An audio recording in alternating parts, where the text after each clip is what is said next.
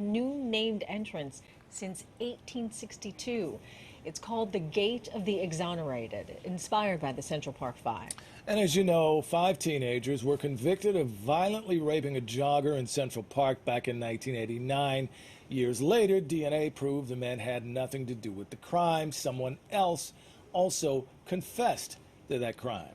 So here to tell us more about the new gate is John Reddick. He is the director of the Community Engagement Project at Central Park Conservancy.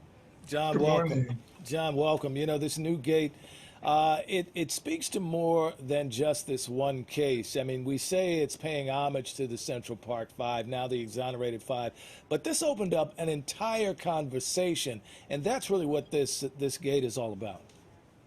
That's true. I'm with the Conservancy, which is a non-for-profit that oversees and manages Central Park. And when we have capital projects, which we have a big project in the northern end, the old Alaska rink and pool, where we are modeling that, and we had to reach out to the Harlem community to get advice around our design development. And there was real interest in the community to do something to pay tribute to the Exonerated Five. And so looking at what we could possibly do and the history of the park, we saw that the park name gates are named for citizens of the city, the aspects of careers and occupations of the city, merchants gate, artisans gate, like a bricklayer or someone who worked with their hands. And so when they came to us, our historian worked with them and looked at this history and thought, well, what about a gate of the exonerated? And they really saw it more than themselves. There was a real generosity of spirit, and that they wanted to speak to all people who are exonerated or seeking justice. And so it made that feel like another component of cities of citizens of the city. And so in doing that, we will be able to look back at this history that's tied to the park, but also speak to the next generations for justice and fairness. Yeah, is that why it's so important for the Conservancy to change the name of this entrance?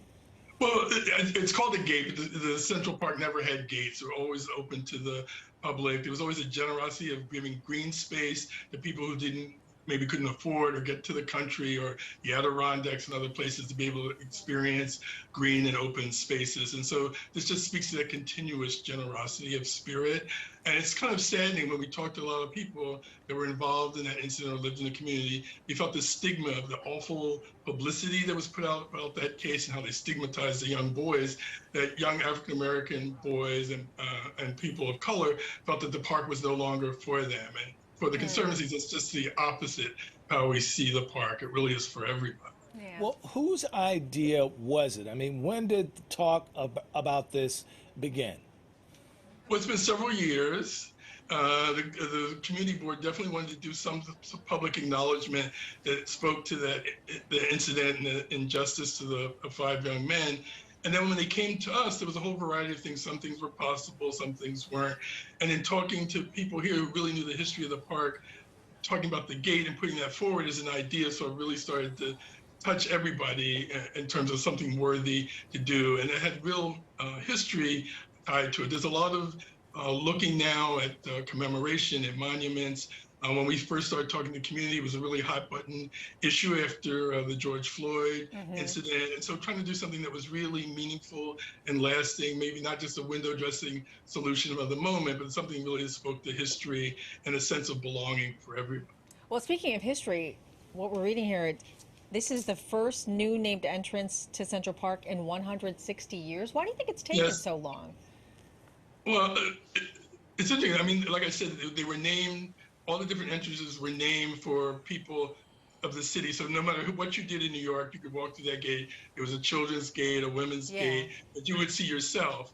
And so here's an opportunity. We don't do this every day. It's not named for a person. All those entrances are about populations of the city. So this spoke to the populations of people who've been wrongfully accused of a crime or incarcerated and been exonerated. But it can be somebody in other ways that feels exonerated. It speaks to everyone. That's a beautiful message. Yeah, what can people do if they want to get personally involved with the future of Central Park? I mean, the naming of this gate, just one part of the future, but there will be future projects going on. People will obviously want to be involved.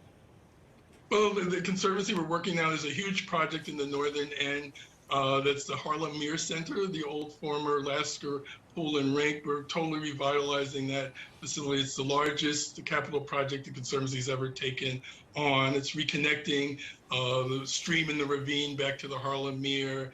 It's moving a lot of the facility and building it underground, so the only thing you see is the pool. So the swimmers and the skaters will have a beautiful place, but also birders and their nature lovers will have the stream and the park facility. Well, Central Park is certainly a source of pride for this city, and you just made it even more so with this naming. John Reddick, the Director of Community Engagement Project at the Central Park Conservancy. Thanks again for being here. Thank you. All right.